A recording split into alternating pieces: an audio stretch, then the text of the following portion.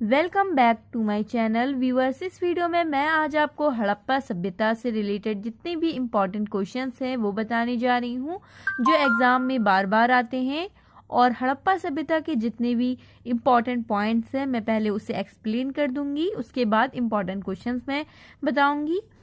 हड़प्पा सभ्यता को हड़प्पा सभ्यता क्यों बोलते हैं, ये क्या है, मैं इसकी जानकारी दूंगी। हड़प्पा बेसिकली एक गांव का नाम है जो कि आज पाकिस्तान में पड़ता है, लेकिन कभी ये भारत का हिस्सा हुआ करता था। सन 1826 की बात है। चार्ल्स मैसन नाम के एक व्यक्ति थे जिनका ध्यान गया कि हड़प्पा गांव के जो व्यक्ति हैं वो उनको अपना मकान बनाने के लिए ईंटें खरीदने की आवश्यकता नहीं पड़ती थी। उनको ईंटें बआसानी गांव से प्राप्त हो जाते थे। कहीं मिट्टी के ढेलों से वो ईंटें निकाल लाते थे या आसपास से ले लेते थे। लेकिन ऐसा क्यों होता था, इतना ध्यान इनका नहीं गया। फिर सन 1853 से 56 का ये जो दौर था, इस दौर में इंडियन रेलवे ट्रैक बिछाए जा रहे थे और पहली रेलगाड़ी जो चली वो मुंबई से थाने 34 किलोमीटर जिसने दूरी तय की थी। उस वक्त कराची से लाहौर एरिया में रेलवे ट्रैक बिछना था। जब ये कराची और लाहौर, उस समय ये पाकिस्तान का हिस्सा नहीं हुआ करता था, ये भारत का हिस्सा हुआ करता था, लेकिन आज ये पाकिस्तान का हिस्सा है। मेन जो कराची से लाहौर जो रेलवे ट्रैक बिछना था उसका काम कनिंगम नाम के एक व्यक्ति को दिया। कनिंगम के नेतृत्व में दो भाई थे जिन्हें ब्रिंटन बंधु नाम से जाना जाता था। उनका भी ध्यान गया कि हड़प्पा गांव में ऐसा क्या है जिस वजह से उनको ईंटें प्राप्त हो जाते हैं। कनिंगम का भी ध्यान गया, लेकिन जानबूझकर उन्होंने इतना इस पे फोकस नहीं किया। फिर सन 1921 की बात है। 1921 में बेसिकली हड़प्पा सभ्यता की खुदाई की शुरुआत हुई और हड़प्पा सभ्यता की खुदाई का नेतृत्व दयाराम साहनी कर रहे थे। हड़प्पा गांव की थोड़ी ही खुदाई के बाद पूरा का पूरा शहर उभर के आ गया। सन 1921 के बाद सन 1922 में मोहनजोदड़ो स्थल की खोज हुई जिनका नेतृत्व राखलदास बनर्जी कर रहे थे। सन 1921 से 47 तक तकरीबन 40 स्थलों की खोज हो चुकी थी और आज मौजूदा दौर में 1400 से 1500 तकरीबन साइट्स प्राप्त हो चुकी हैं, जिनकी मेन साइट्स मिलती हैं अफगानिस्तान में 2 साइट्स मिलती हैं, पाकिस्तान में 475 मिलती हैं और भारत में 925। इस तरह से तकरीबन 1400 से 1500 साइट्स मिल चुकी हैं। हड़प्पा सभ्यता को सिंधु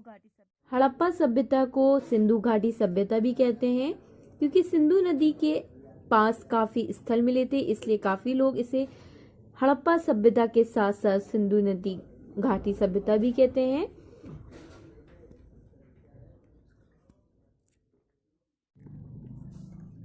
उसके बाद ये कुछ इंपॉर्टेंट क्वेश्चंस देने जा रही हूँ। तकरीबन 30 छोटे छोटे क्वेश्चंस हैं जो कि एग्जाम पॉइंट ऑफ व्यू से काफी इंपॉर्टेंट है और एग्जाम में कई बार पूछे गए हैं। तो चलिए स्टार्ट करते हैं।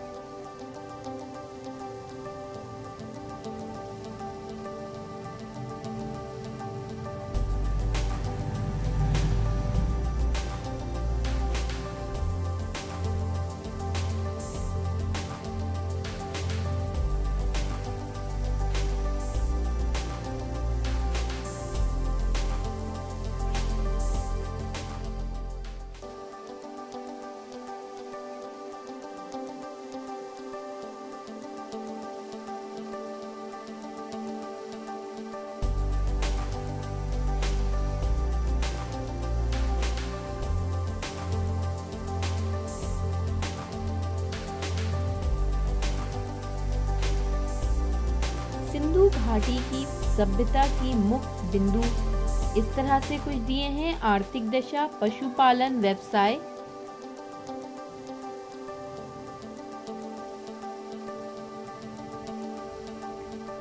नापतोल के साधन, धार्मिक दशा, नगरीय व्यवस्था, भवन निर्माण, सार्वजनिक स्नानघाट, देवी देवता। कुछ इस तरह से प्रमुख बिंदु है सिंधु घाटी सभ्यता की। अगर ये वीडियो आपको अच्छी लगे तो प्लीज़ इसे लाइक करें, मेरे चैनल को सब्सक्राइब करें और शेयर करना ना भूलें।